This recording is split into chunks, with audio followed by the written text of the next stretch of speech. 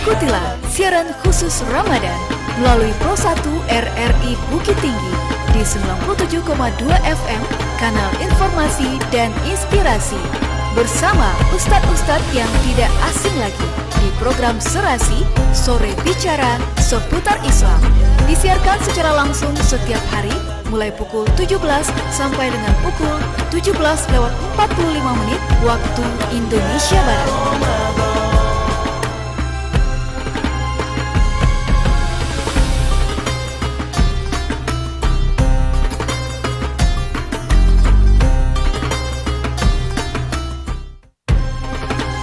Baik, berdekat pukul 16.57 waktu Indonesia Barat ya.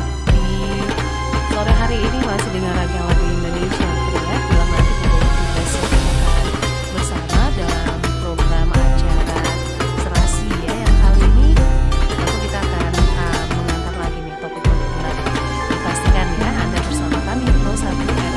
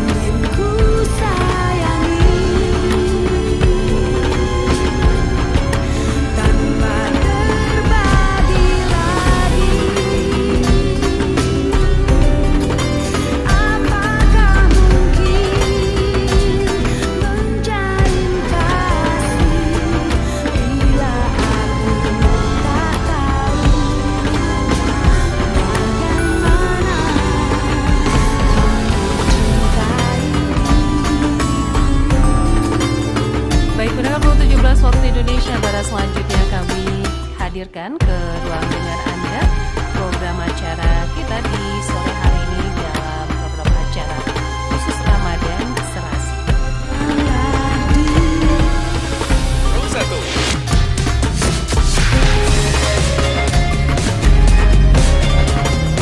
Kanal informasi dan inspirasi. Pro 1 Serasi. Demikianlah Serasi Sore Bicara seputar Islam di Pro 1 RRI Bukit Tinggi, kanal informasi dan inspirasi, dan live streaming YouTube RRI Bukit Tinggi. Selamat sore pendengar, Assalamualaikum warahmatullahi wabarakatuh. Kembali kebersamaan kita di kesempatan sore hari ini dalam acara Serasi ya. Dan kali ini hingga pukul 17.45 kami akan hadirkan dialog dan juga tanya jawab ya. Jadi pastikan Anda bersama kami di sore hari ini. Dan kali ini kita akan menyoroti pendengar ya tentang zakat. Bagaimana zakat manifestasi dari tegaknya sholat. Jadi sebagaimana kita ketahui ya, zakat adalah salah satu rukun Islam yang memiliki peran penting dalam menciptakan kesejahteraan sosial dan juga mempererat ukhuwah antar umat. Nah, bagaimana nih korelasinya ya dengan sholat? Dan kali ini kita akan bahas lebih lanjut ya bersama Ustadz kita yang sudah hadir di sore hari ini, Ustadz Edi Syahnian, Ketua Basnas Kota Bukit Tinggi. Assalamualaikum warahmatullahi wabarakatuh, Ustadz. Waalaikumsalam warahmatullahi wabarakatuh. Baik Ustadz, terkait dengan topik kita hari ini Ustadz ya, tentang zakat merupakan manifestasi atau gambaran dari tegaknya sholat. Silakan, kami persilakan Ustadz untuk memberikan tausiah singkatnya. Bismillahirrahmanirrahim. Assalamualaikum warahmatullahi wabarakatuh. Alhamdulillah. Alhamdulillahilladzi arsala rasulahu bil huda wa dinil haqq liyuzhirahu 'alad dini kullih wa kafa billahi shahida. Asyhadu an la ilaha illallah wahdahu la syarika lah wa asyhadu anna Muhammadan 'abduhu wa rasuluhu sallallahu alaihi wasallam la nabiyya ba'da. Allahumma salli wa sallim ala hadzal nabiyil karim wa ala alihi wa ashabihi wa man tabi'ahum bi ihsanin ila yaumiddin. Fasma'u wa ansitu, qala Allah ta'ala fi kitabihil aziz. A'udzu billahi minasy syaithanir rajim. Bismillahirrahmanirrahim. Wa aqimus shalah wa atuz zakah warka'u ma'ar raki'in. Wa qala aidan fi suratil ukhra, yani fi suratil bayyinah, qala Allah ta'ala a'udzu billahi minasy syaithanir rajim. Bismillahirrahmanirrahim. Wa ma umiru illa liya'budullaha mukhlishina lahuddin hunafa'a wa yuqimus shalah wa ya'tuz zakah wa dzalika dinul qayyimah. Shadaqallahul azim. Pertama-tama marilah kita memanjatkan setinggi-tingginya rasa syukur kehadirat Allah Subhanahu wa taala. Karena alhamdulillah rahmat Allah yang begitu besar sama-sama kita rasakan hari ini, kita telah memasuki bahagian daripada 3 penggalan 10 terakhir daripada Ramadan. Sama-sama kita ketahui, kami melalui studio RRI ini menghimbau kepada seluruh pemirsa yang budiman untuk betul-betul konsen di babak final. Karena penentuan juara itu kita ketahui kalau dalam lomba tentu di babak final.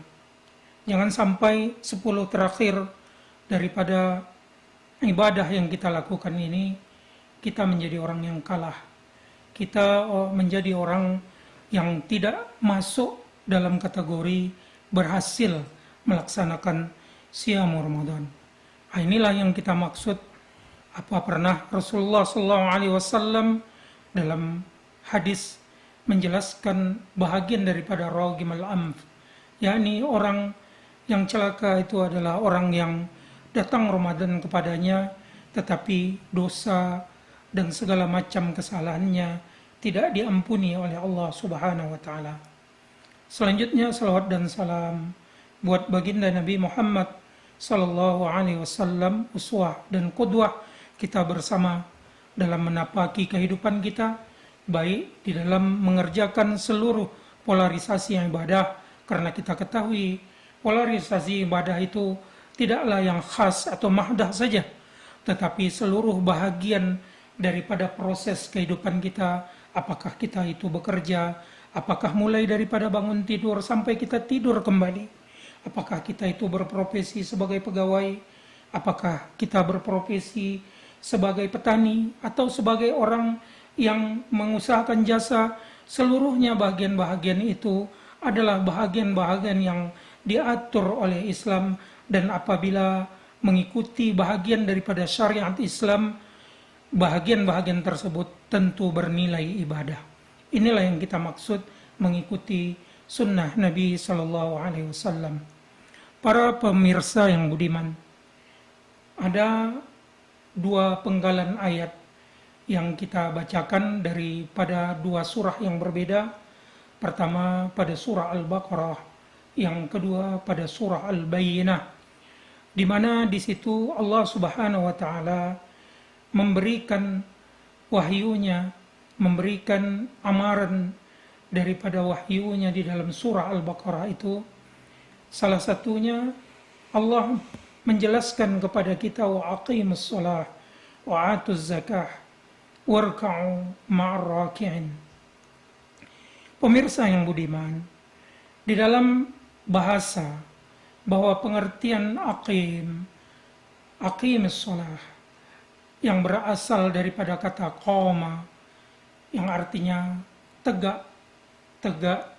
Kita juga ada melihat di dalam bahasa lain daripada Al-Quran itu sendiri, ada iqama, ada yuqimu, ada qum, itu semuanya berpengertian atau bermuara kepada dasar pengertian daripada sholat.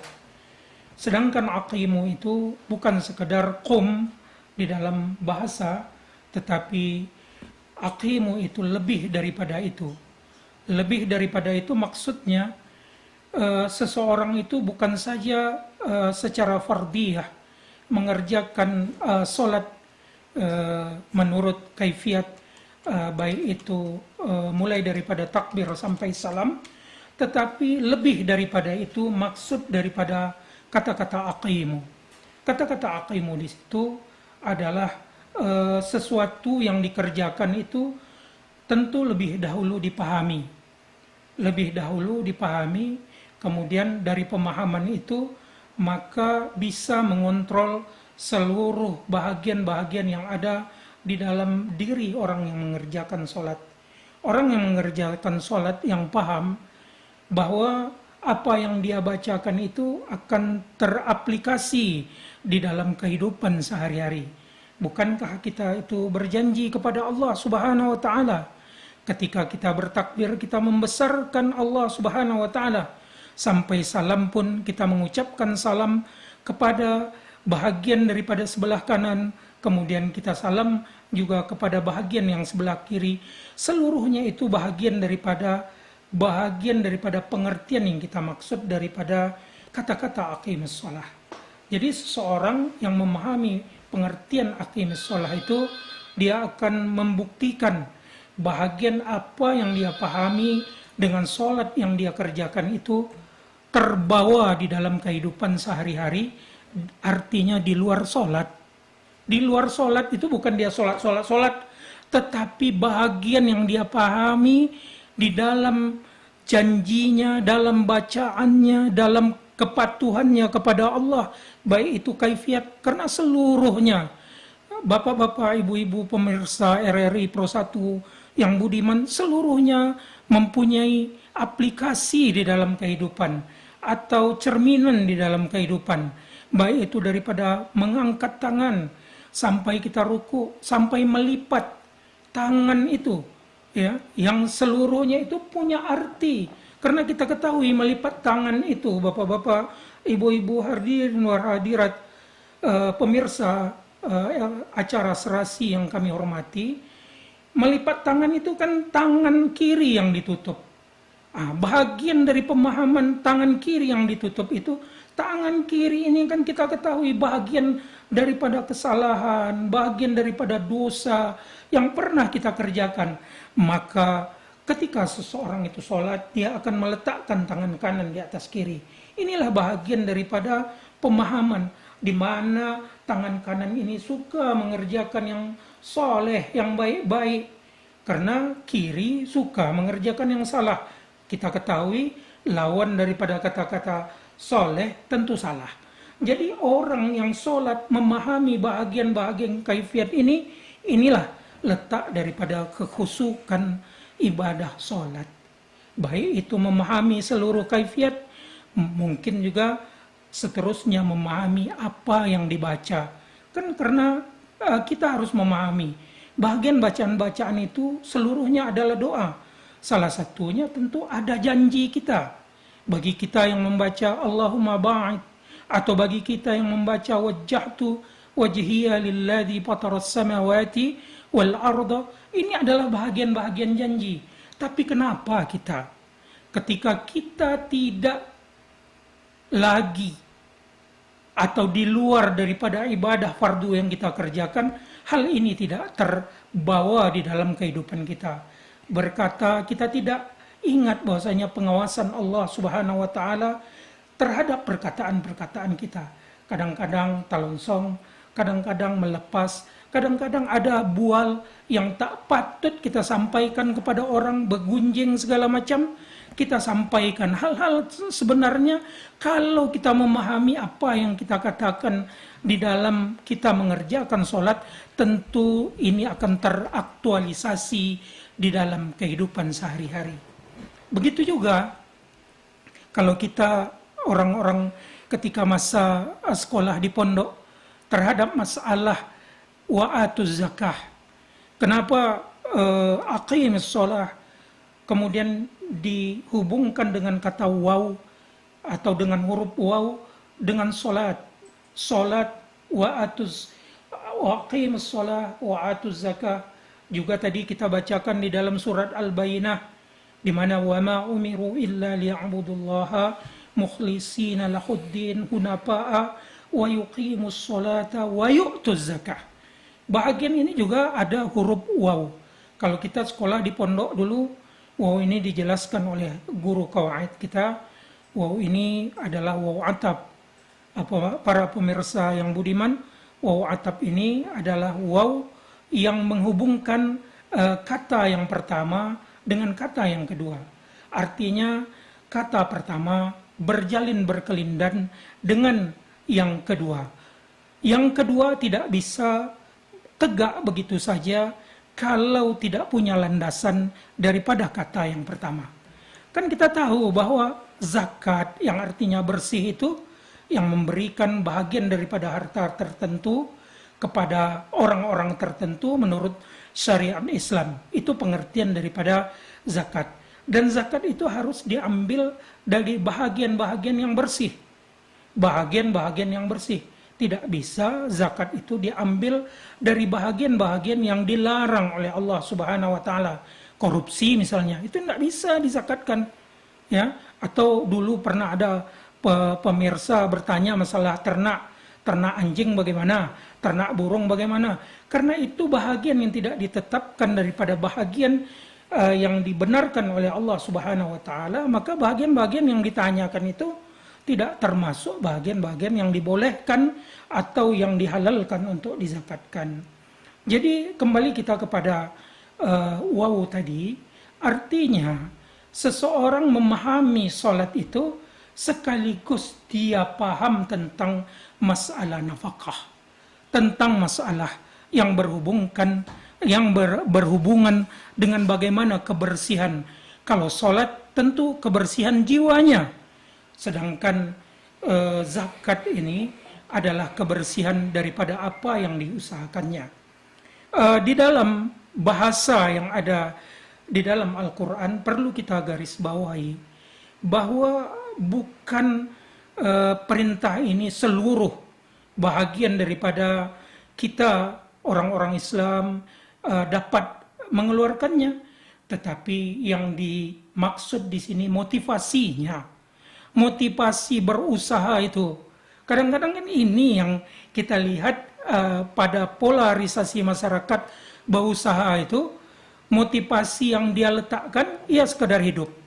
Kita hendaknya, motivasi kita berusaha itu bukan sekedar hidup, tetapi lebih daripada itu, motivasi beribadah tadi. Sehingga nanti wa mimma razaqnahum yunfiqun.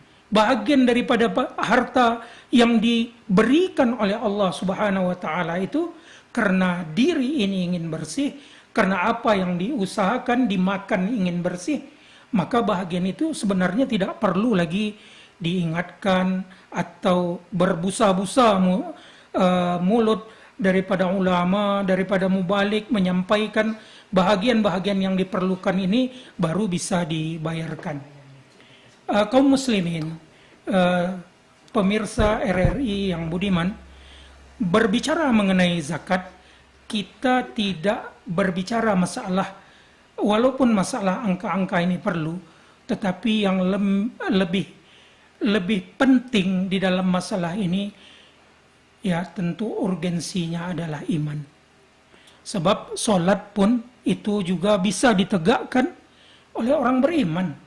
Bahagian-bahagian yang perlu yang kita sebutkan, pemahaman, kekhusukan, bagaimana aplikasi di dalam kehidupan, seluruhnya tentu harus didasari dengan iman. Karena bahagian ini Kalau tidak dilakukan dengan iman, tentu ada hal-hal lain yang diharapkan dari bahagian-bahagian yang dikerjakan tersebut. Baik itu puasa, baik itu memberikan atau bersedekah, berzakat. Kadang-kadang bukan karena iman, tentu hal-hal ini tidak dikawal semestinya ya menurut bahagian atau menurut panduan baik itu yang ada daripada Al-Quran dan Sunnah Rasulullah Sallallahu Alaihi Wasallam. Oke, baik. Terima kasih, Ustadz. Nah, pendengar, silakan ya. Itu tadi kita sudah dengarkan bersama tausiah singkat dari Ustadz Edi kita terkait bagaimana zakat itu manifestasi dari sholat yang kita dirikan.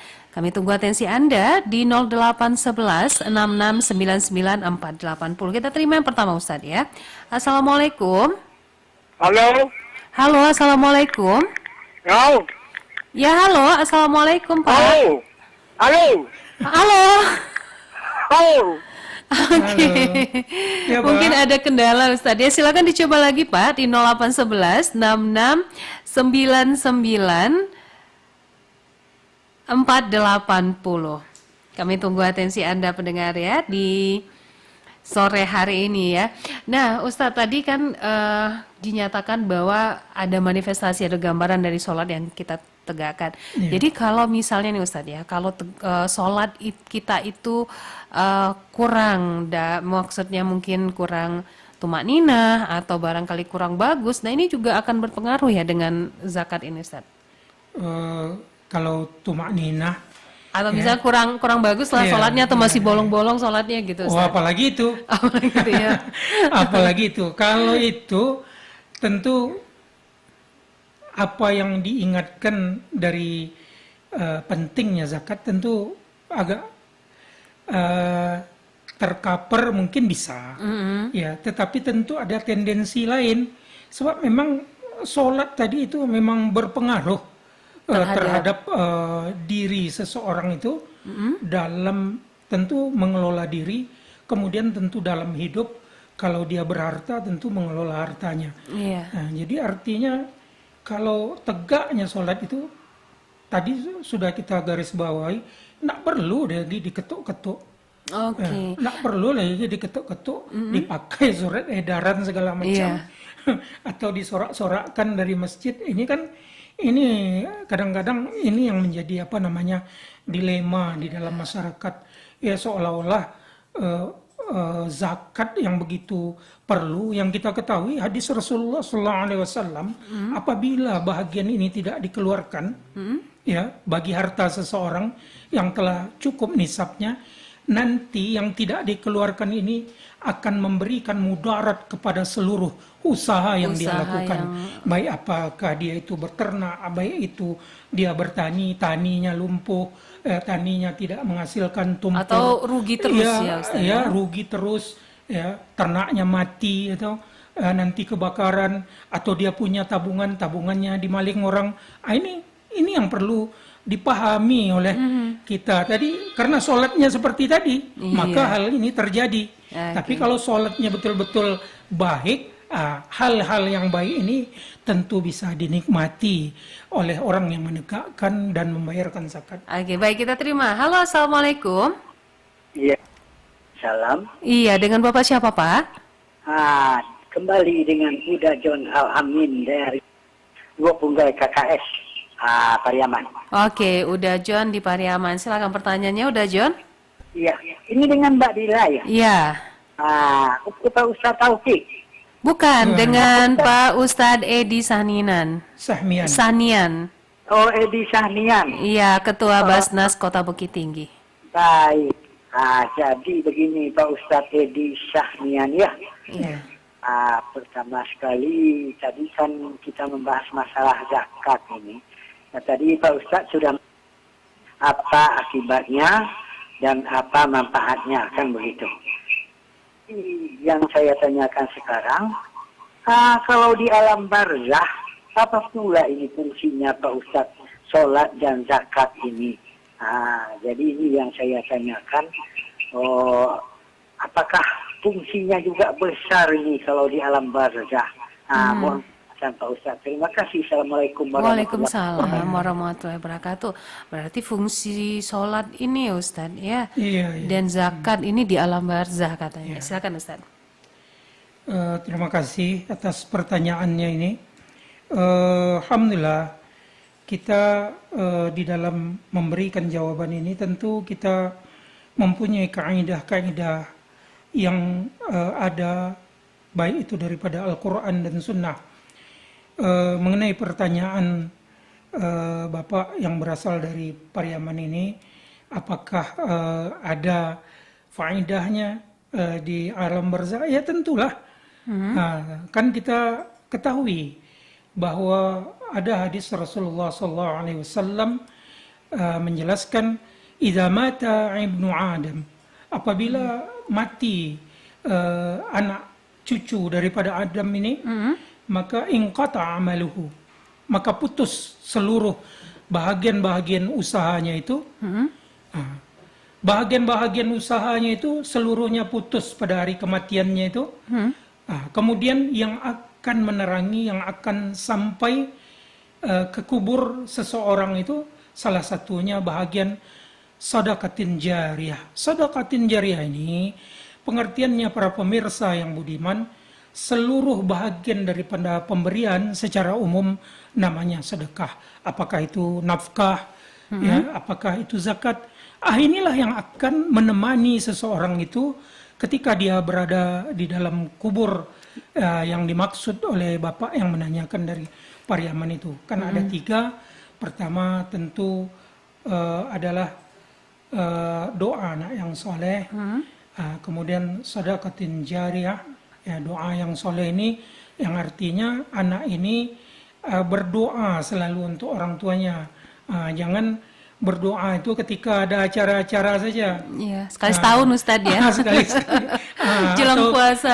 Jelang puasa pergi ziarah. Ini kan ya hendaknya berdoa kepada untuk orang tua itu, kepada orang tua kita yang sudah tidak ada itu, ya setiap solat yang kita kerjakan, ya. Jadi inilah yang kita maksud tadi, bahagian-bahagian daripada yang kita kerjakan ini tentu akan menemani kita ketika kita berada di dalam alam barzah. Mungkin demikian ya Bapak. Iya.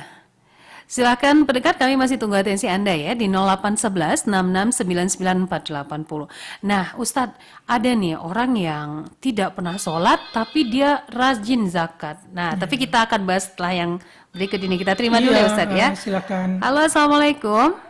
Waalaikumsalam warahmatullahi wabarakatuh, Pak. Aku Kari Batipuh. Iya, dengan siapa ini? Di Batipuh. Ika di Batipuh. Oh, Ika, Bu Ika di Batipuh. Silakan Bu Ika. Iya, makasih. Assalamualaikum warahmatullahi wabarakatuh, Pak Ustaz. Waalaikumsalam warahmatullahi wabarakatuh. Saya mau tanya, kalau orang berzakat itu selalu bilang ke orang dia berzakat sekian juta itu apa? Oh, di zakatnya itu jadi yang terbaik sama Allah tuh, Pak Ustaz. Terus kalau misalkan uang kita ada 10 juta di bank, di deposito tuh, apa perlu dizakatkan juga? Terima kasih ya, Pak Ustaz. Assalamualaikum. Iya. Waalaikumsalam warahmatullahi wabarakatuh. Silakan Ustadz dari Bu Ika di Batipuh. Ya, terima kasih Bu Ika. Alhamdulillah pertanyaan ini tentu akan kita jawab sesuai dengan apa yang kita lihat daripada bahagian-bahagian keutamaan zakat yang kita lihat daripada beberapa buku ulama tentang masalah ya menyebutkan ya zakat misalnya menyebutkan ini tentu kepada person itu yang kita perlu garis bawahi. Karena apa? Karena person kalau menyebutkan sesuatu pemberian itu memang ada larangan daripada Al-Quran di mana janganlah kamu ittiba, artinya mengikuti pemberianmu itu ya bil manni wal adza. Bil manni wal adza itu dengan menyebutkan dulu gara-gara saya Kalau tidak gara-gara saya, dia tidak akan berhasil. Dulu zakat saya lah yang saya salurkan sehingga bisa digunakan untuk modal usaha sampai dia berhasil seperti ini. Ini kata-kata yang seperti ini, walau ada kata-kata yang lebih parah daripada kata-kata ini, itu tidak boleh disampaikan. Cuman Ibu Ika, kalau bagian ini misalnya disampaikan kepada badan, katakanlah badan amil zakat, tentu hal ini perlu disampaikan walaupun orang muzaki itu tidak butuh dia disampaikan, karena bagi lembaga ini perlu transparansi sehingga bahagian dari muzaki mana yang dia terima untuk menumbuhkan trust pada masyarakat, maka diberikanlah semacam informasi baik itu ke masyarakat lewat masjid atau ke instansi-instansi terkait baik daripada pemerintah maupun kalau Basnas tentu koordinasinya langsung dengan Kemenak baik itu di daerah maupun Kemenak wilayah maupun Kemenak yang ada di RI. Oke, Itulah kita bagiannya. terima lagi Ustadz. Assalamualaikum warahmatullahi wabarakatuh. Halo, Assalamualaikum. Oh, terputus. Silakan, kami masih tunggu. Halo, Assalamualaikum. Waalaikumsalam warahmatullahi wabarakatuh, Mbak. Iya, dengan Bapak siapa, Pak? Ustaz Ahmad Khalidi di Sekaladi. Ustadz Ahmad Khalidi. Ya. Iya, bisa dikecilkan radionya, Pak, agar nggak feedback ya. Ya. Iya, silakan pertanyaannya, Pak. Assalamualaikum ya. Waalaikumsalam. Ini saya mau menanyakan tentang surah Qaf itu, tentang keberadaan Allah yang Maha Kuasa. Bunyi ayatnya, walaqad khalaqnal insana na'lamu ma waswisu min qablu lafi dhalalin wa nahnu aqrabu ilaihi min hablil warid itu. Jadi yang mau saya tanyakan di sini ini tentang keberadaan Allah itu menyertai hambanya, terutama manusia. Jadi bagaimana kita caranya meyakini keberadaan Allah ini agar kita senantiasa tentram gitu. Oke.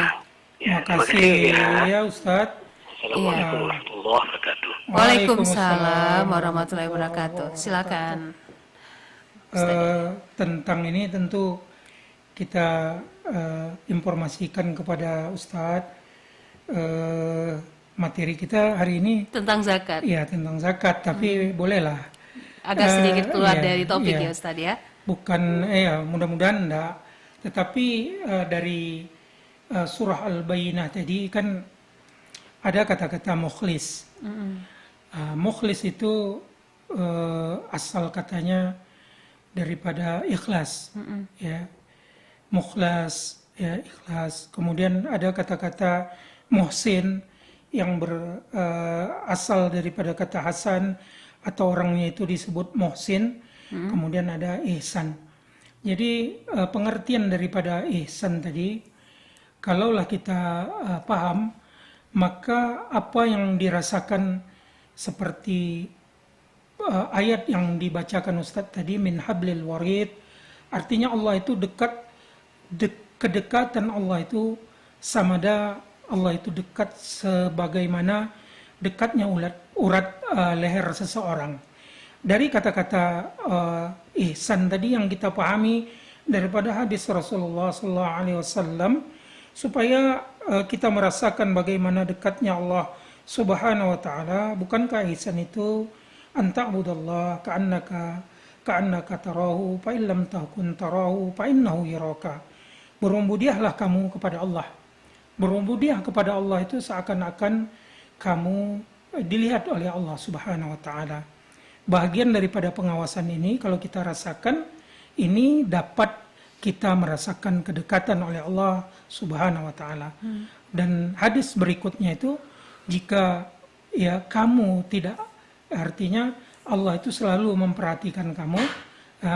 Fa'illam takun, ya, jika kamu tidak melihat Allah, Allah itulah yang senantiasa memperhatikan kamu. Jadi bahagian daripada keihsan, bahagian daripada keikhlasan itu adalah bahagian daripada aplikasi daripada dekatnya Allah itu seperti dekatnya urat leher seseorang hamba Allah Subhanahu wa taala. Kalau orang itu betul-betul takut kepada Allah, pasti dia itu akan merasa dia akan dikontrol oleh Allah Subhanahu wa taala. Kontrol ini tentu dia akan senantiasa minta ampun kepada Allah, misalnya kepleset pikirannya, kepleset cara dia berprasangka kepada orang, kepleset perasaannya kepada seorang, sehingga tumbuh tuduhan yang tidak berdasar kepada seseorang. Hal-hal inilah yang membuat seseorang itu tentu dia tidak merasakan dekatnya Allah. Tetapi apabila seseorang itu merasakan dekatnya Allah, dia tidak akan ada lagi bahagian-bahagian yang kita sebutkan tadi tumbuh di dalam dirinya. Apalagi berpikir untuk merugikan seseorang, karena ihsan itu dia selalu diperhatikan oleh Allah Subhanahu wa taala. Jadi kita tidak pernah lupus dari perhatian Allah, Ustaz, ya. Itulah pengertian hablil warid tadi yang kita kita analogkan dengan pengertian hadis. Dengan pengertian hadis. Baik, kita terima lagi, Ustaz, ya. Halo, Assalamualaikum warahmatullahi wabarakatuh. Waalaikumsalam warahmatullahi wabarakatuh. Maaf Kak Bila, Ika lagi nih. Oh, Ika, silakan. Yang satu lagi belum ditolong. Belum satu lagi. Kalau kita punya uang 10 juta apa perlu yang depositonya 10 juta apa perlu dizakatkan juga? Oke, baik. Pak Ustadz, makasih ya Pak Ustadz. Iya, sama-sama. Terima kasih ya. Terima kasih Bu Ika. Tadi kita di dalam pembukaan kajian kita, kita telah menyebutkan pengertian zakat menurut istilah, yaitu mengeluarkan harta tertentu, ya, harta yang layak tentunya, kemudian kepada orang yang tertentu menurut syariat. Jadi kalau kita membahas menurut syariat, artinya apa yang harus kita keluarkan itu sesuai dengan apa yang ditetapkan oleh syariat atau sunnah daripada Nabi kita Sallallahu Alaihi Wasallam. Baik, salah satunya yang ditanyakan tadi itu berkaitan dengan zakat mal, zakat harta. Zakat harta ini tentu kita konversikan jumlahnya itu, kemudian sesuai dengan nisab, kemudian sesuai pula dengan haul. Jadi kalau konversi zakat mal ini tentu nisabnya itu adalah emas. Emas 85 gram. 85 gram ini tentu dikalikan dengan harga emas sekarang.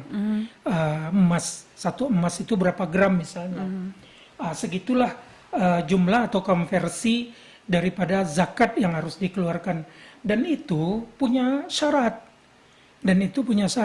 Ya, kalau deposito atau tabungan tentu harus dikiaskan dengan 85 gram tadi. 85 gram emas. Emas tadi, kalau tidak sampai tidak keluar. Tidak keluar. Dan masanya haulnya satu tahun. Satu tahun. Jadi terdebit lah di bank kan. Seharga demikian, maka itu secara berulang. Jadi tahun ini keluarkan masih segitu juga, tahun besok juga dibersihkan. Tapi kalau tahun besok nilainya kurang, ya tidak dikeluarkan, Ustaz, ya? Tidak keluarkan karena tidak sampai 8. Iya, tidak sampai nisab. Kemudian haul. Kalau masalah haul itu tentu zakat mal. Sedangkan kalau kita katakan tadi mengeluarkan harta tertentu, ya, yang harta tertentu itu tentu seluruh daripada bahagian yang kita usahakan, apakah itu termasuk pertanian, apakah itu termasuk peternakan. Kemudian Islam juga mengatur bagaimana terhadap rikas. Rikas itu harta karun, itu keluar zakatnya itu, ya. Jadi siapa yang menemukan zakat karun, kalau sudah dikonversikan dengan 85 gram emas tadi, ya apa namanya, jumlahnya itu sudah sampai situ, ya harta karun itu khusus pula. Kalau mal itu 2,5%. Kalau mobil masuk nggak Ustadz? Kalau mobil, kalau yang dipakai, ya termasuk perhiasan yang dipakai itu tidak termasuk.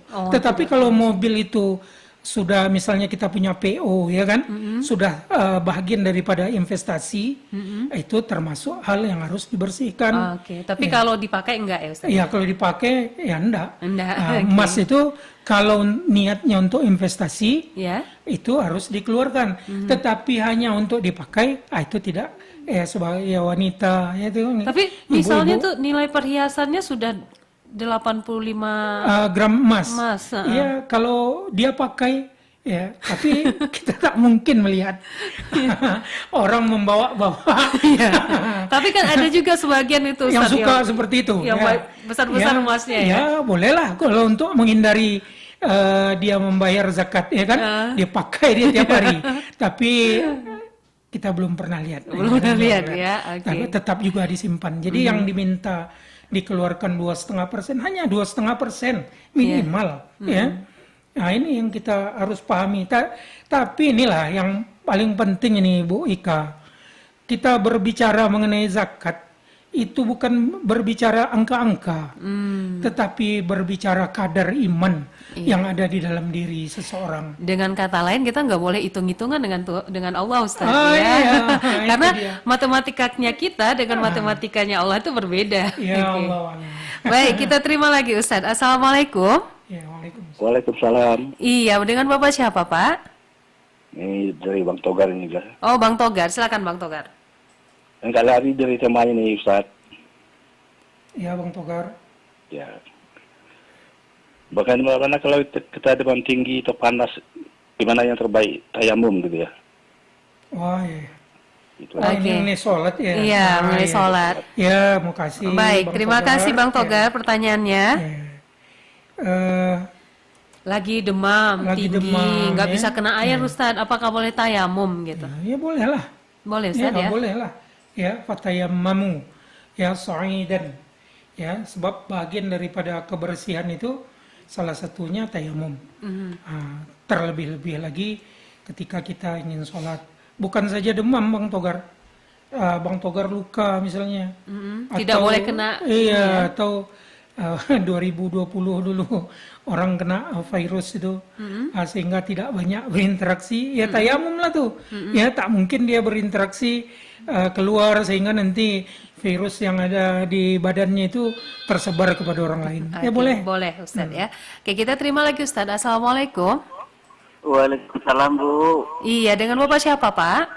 Dari Pak Emi dari Peraman, Bu. Pak Emi. Pak Emi. Oke, silakan. Assalamualaikum, Pak Ustaz. Waalaikumsalam warahmatullahi. Iku ada beritanya, Pak Ustaz, tentang masalah zikir, Pak Ustaz. Betul. Yang lebih afdal zikir menghitung dengan jari dengan menghitung dengan tasbih, Pak Ustaz. Oke. Itu yang ditanya sama Pak Ustaz. Assalamualaikum, Pak Ustaz. Waalaikumsalam warahmatullahi wabarakatuh. Jadi ini kan banyak nih, apalagi sekarang sudah ada tasbih digital nih Ustaz. Iya. Iya, yang dilekatkan di jari. Iya, jadi gimana nih? Mana yang lebih afdol? Iya. Masalah alat itu tidak ada diatur oleh sunnah Rasulullah SAW. Itu yang perlu. Yang diatur, yang disuruh dan disunnahkan bacaannya itu, yaitu bacaan-bacaan zikir. Jadi terlebih-lebih lagi kita ketahui di dalam kita mengerjakan ibadah, terutama sholat, ba'da sholat, kita kan berzikir, ya. Kemudian kita membaca subhanallah 33 kali, kemudian kita membaca alhamdulillah 33 kali, kita membaca Allahu Akbar 33 kali.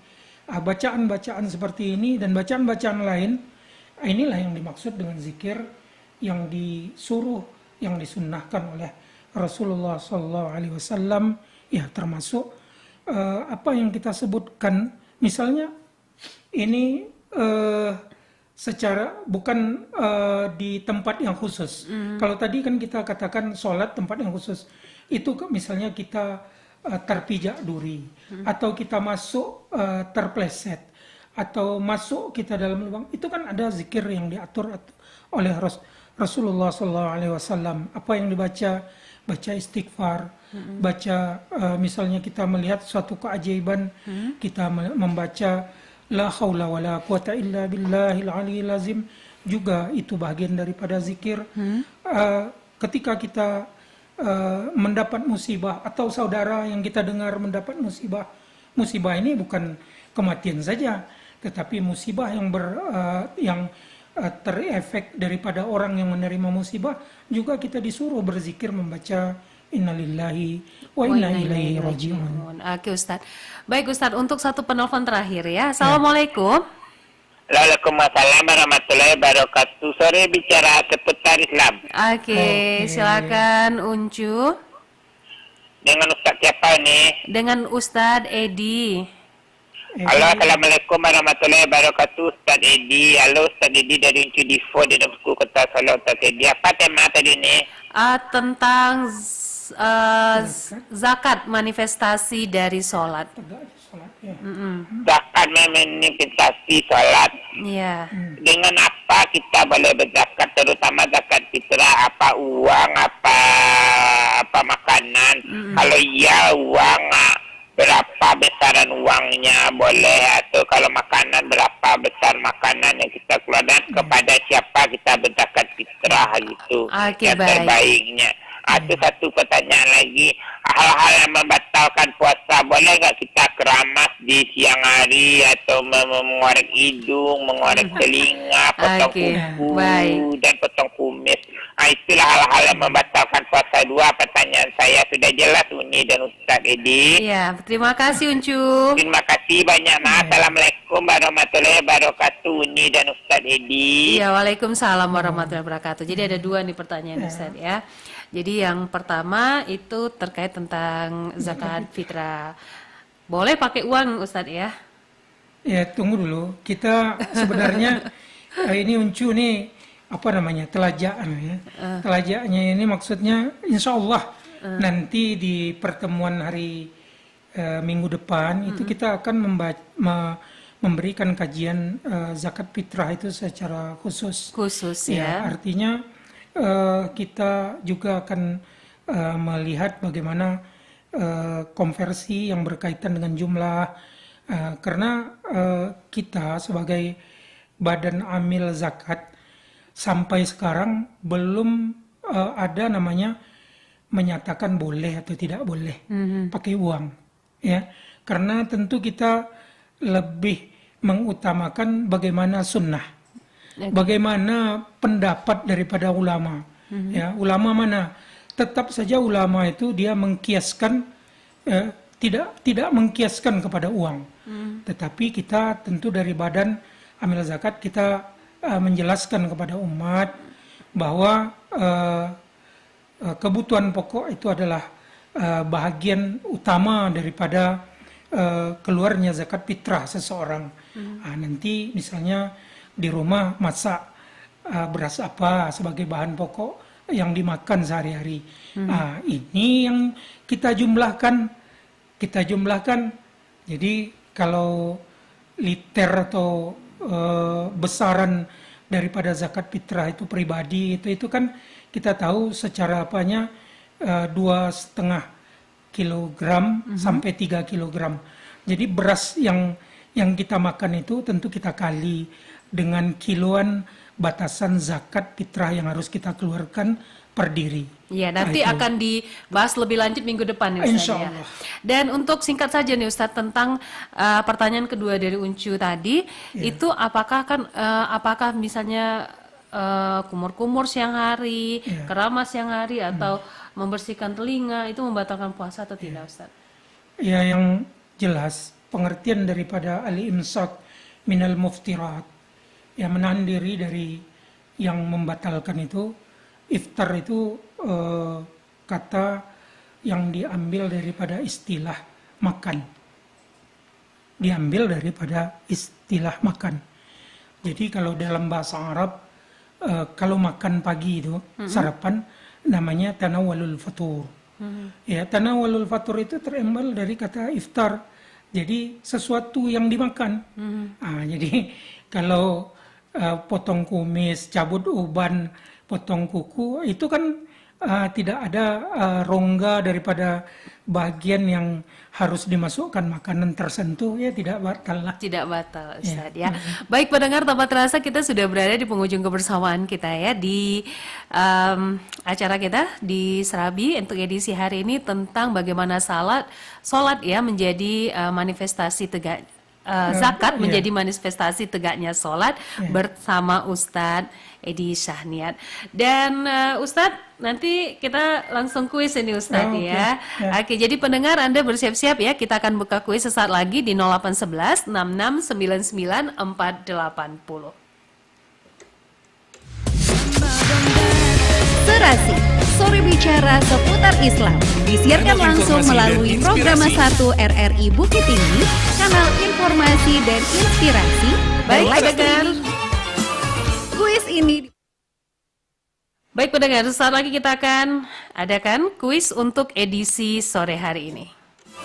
Kuis ini dipersembahkan oleh Serasi, sore bicara seputar Islam, jawab pertanyaan langsung melalui program 1 RRI Bukit Tinggi, kanal informasi dan inspirasi, dan live streaming YouTube RRI Bukit Tinggi. Silakan Ustadz untuk pertanyaan kita di edisi kuis sore hari ini ya, terkait topik kita hari ini yaitu zakat dan sholat. Jadi kita belum buka line telepon ini pendengar ya. Silakan kita persiapkan dulu untuk Ustadz pertanyaannya. Silakan Ustadz.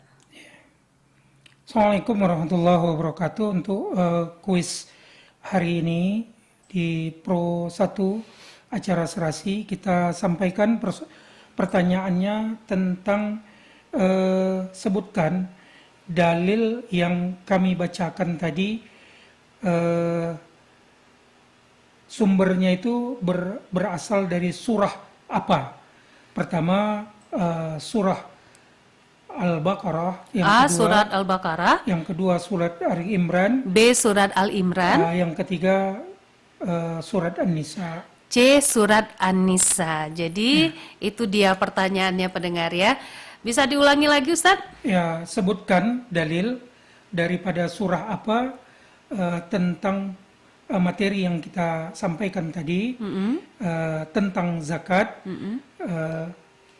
Pertama pada surah Al-Baqarah, A surat Al-Baqarah, A surat Al-Baqarah, B surat Ali Imran, C surat An-Nisa. Oke, silakan pendengar, kami tunggu ya atensi Anda. Silakan, ini apa jawabnya nih? A surat Al-Baqarah, B Ali Imran, C surat An-Nisa. Silakan di 0811 6699 480. Kami tunggu atensi Anda di kesempatan sore hari ini ya. Kita masih tunggu nih Ustadz ya, menanti pendengar kita terkait dengan pertanyaan kali ini. Jadi pertanyaannya silakan kita terima. Halo, assalamualaikum. Salam. Iya, dengan siapa ini? Juli di Pariaman. Ibu apa? Juli. Halo? Halo? Iya, dengan Ibu Juli? Iya, di Pariaman. Di Pariaman. Ibu udah pernah menang belum, Bu? Belum. Belum. Silakan jawabannya apa, Bu? Ya, surah Al-Baqarah. Ya, Surat Al-Baqarah, betul ya. Ibu Juli nanti setelah acara bisa telepon kami kembali, Bu ya. Ya. Iya, nanti telepon kami setelah acara selesai ya, Ibu. Iya, terima kasih. Dan pendengar, pemenang kuis kita di sore hari ini dari Ibu Juli di Pariaman. Oke, terima kasih pendengar untuk kebersamaan kita di sore hari ini. Kita ketemu lagi besok di waktu dan jam yang sama. Terima kasih Ustadz. Ya, Assalamualaikum warahmatullahi wabarakatuh. Waalaikumsalam warahmatullahi wabarakatuh. Demikianlah Serasi, sore bicara seputar Islam di Pro 1 RRI Bukit Tinggi, sore bicara seputar Islam, dan disiarkan langsung melalui program 1 RRI Bukit Tinggi, kanal informasi dan inspirasi, dan live streaming YouTube RRI Bukit Tinggi.